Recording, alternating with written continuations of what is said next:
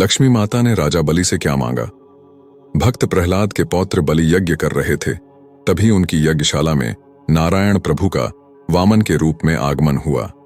वामन बलि के द्वार पर खड़े होकर दान की याचना करने लगे। तब बलि ने वहां आकर वामन से मनचाहा दान मांगने को कहा। तब वामन ने 3 पग भूमि मांगी। बलि ने संकल्प करके 3 पग भूमि का दान किया।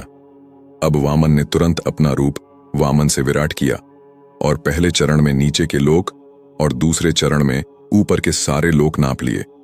इस तरह से वामन ने 2 पग में सारे ब्रह्मांड को नाप लिया और बलि से तीसरा पग रखने के लिए स्थान मांगने लगे। तब बलि ने अपने सिर पर तीसरा पग रखने को कहा। वामन ने तीसरा पैर बलि के सिर पर रखा। वामन बलि के इस भाव पर प्रसन्न हुए और बलि को आने वाले मनवंतर में इंद्र बनने का आशीर्वाद दिया, पर तब तक बलि को सुतल लोक में वास करने को कहा। वामन ने बलि से कहा, मैं तुम्हारे दान देने की प्रवृत्ति से बहुत प्रसन्न हूं। आज से तुम्हारे दान देने की प्रवृत्ति के लिए इस दान का नाम बलिदान के नाम से जाना जाएगा। साथ ही बलि से कहा कि मांगो, क्या वर मांगना चाहते हो? तब बलि ने कहा, प्रभु अभी अभी मैंने ही आपको ये संपूर्ण सृष्टि दान की है और मैं दान की हुई वस्तु वापस नहीं ले सकता। हे प्रभु, आप अगर मुझे कुछ देना ही चाहते हो तो मैं आपसे आपको ही मांगता हूं। वामन ने बलि से कहा, राजा बलि, तुम अगले मनवंतर के आने तक सुतल लोक में वास करना और मैं तुम्हारा द्वारपाल बनकर नित्य तुम्हारे साथ रहूंगा। वामन बलि को लेकर सुतल लोक चले गए।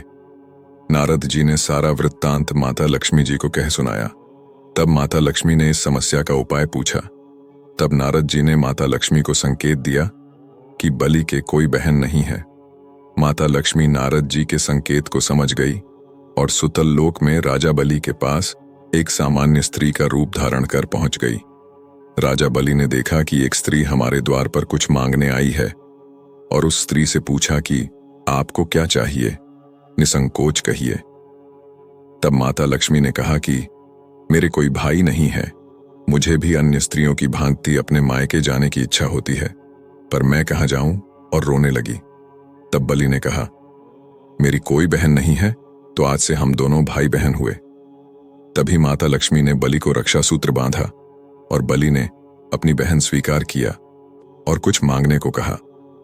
तब माता लक्ष्मी ने कहा, भैया मेरे पास किसी बात की कमी नहीं है, बस तुम अपने द्वार पर खड़े इस द्वारपाल को मुक्त कर दो।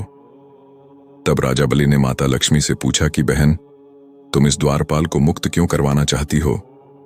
तब भगवान लक्ष्मी नारायण चतुर्भुज रूप में प्रकट हो गए।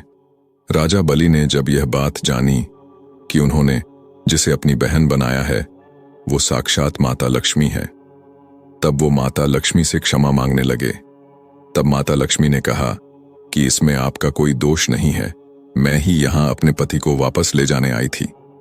फिर माता लक्ष्मी अपने पति को बलि से मुक्त कराकर बैकुंठ ले गई, विशेष जहां नारायण अर्थात विष्णु देव जी हैं और देव का एक कर्म है परोपकार, और वहां लक्ष्मी स्वयं ही चलकर आ जाती है। यानी परोपकारी अथवा दान देने वाले नारायण राजा बलि के घर में थे और उनके घर लक्ष्मी जी नारायण के साथ आती है, उन्हीं को सुखी करती है। जहां नारायण की सेवा होती है वहां लक्ष्मी बिना आमंत्रण के आ जाती है। जिस प्रकार बलि के घर में नारायण विराजमान थे तो माता लक्ष्मी स्वयं चलकर वहां आ गई।